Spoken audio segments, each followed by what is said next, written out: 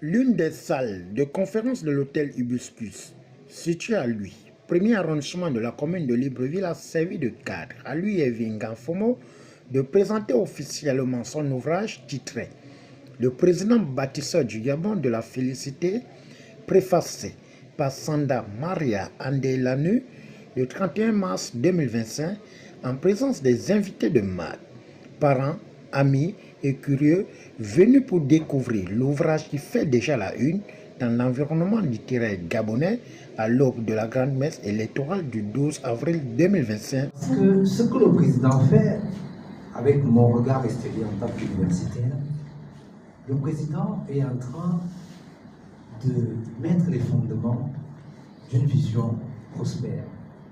Une vision qui va rompre avec ce que j'ai souvent appelé les habitudes du passé.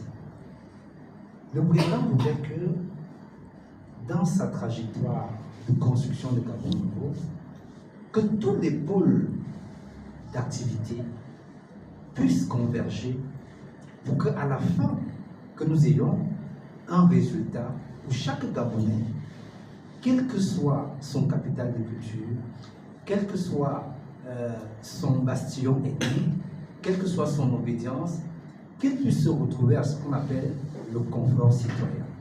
C'est comme ça que je l'appelle. Donc, quand on parle de l'essor de la félicité, qui est un paradigme, le président est attaché aux valeurs républicaines.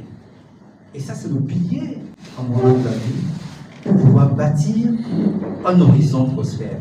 On va se rendre compte que le président suit une ligne républicaine dans sa façon de faire. Cette ligne, c'est parler d'abord avec ses citoyens. On a vu le grand dialogue national, parce qu'on ne peut rien faire. C'était même mon socle de cette ouverture. Quelqu'un qui est capable d'être humble, d'accepter que les gens dialoguent. C'est des dialogues et des concertations que naissent les grandes résolutions pour la construction des grandes nations.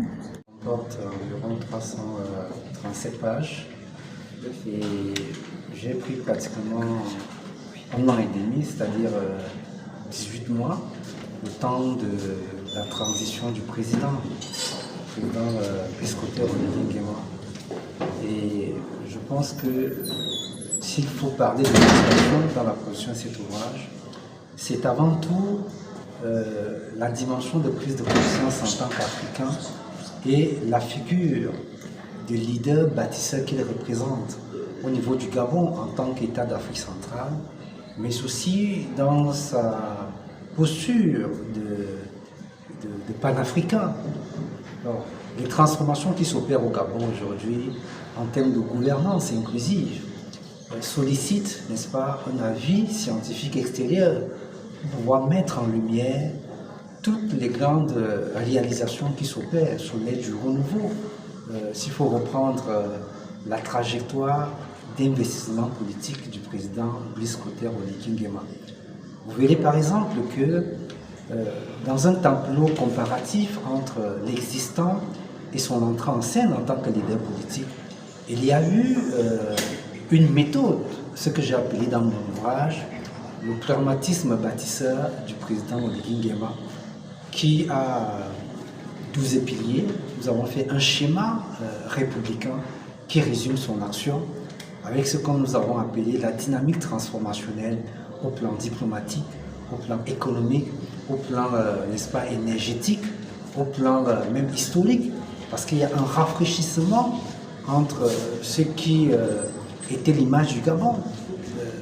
D'ailleurs, il est dit, c'est-à-dire il restitue au peuple gabonais sa dignité. La dignité qui est, du point de vue philosophique, mais aussi de l'identité des citoyens, quelque chose qui les inscrit dans un tableau d'honneur par rapport aux autres citoyens du monde. C'est-à-dire, au nom des ancêtres, au nom de Dieu, ça fait partie de ces éléments, n'est-ce pas, du point de vue de son ADN politique et même en tant que citoyen. Et s'appuyant donc sur ces éléments, on va se dire que c'est un heureux concours de circonstances, que cet ouvrage s'accorde avec le temps, n'est-ce pas, de la campagne.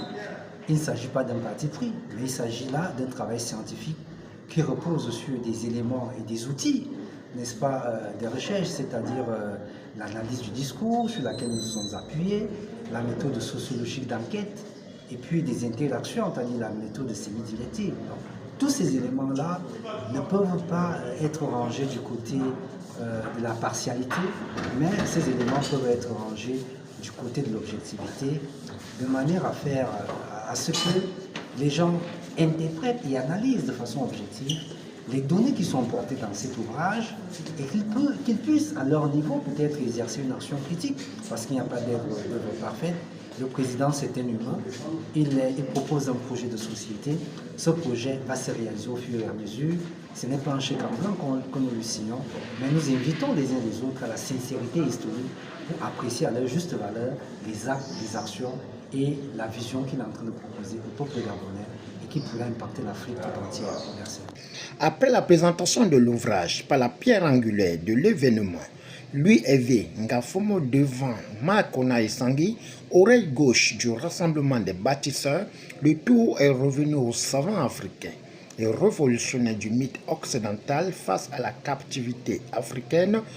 Le professeur Grégoire Biogo, égyptologue, philosophe et politologue, a fixé le cap en invitant une lecture objective pour mieux comprendre les enjeux de l'ouvrage qui projette une pensée positive animée par la volonté et la vision de Brice Clotaire Oléguinguema de hisser le Gabon au zénith.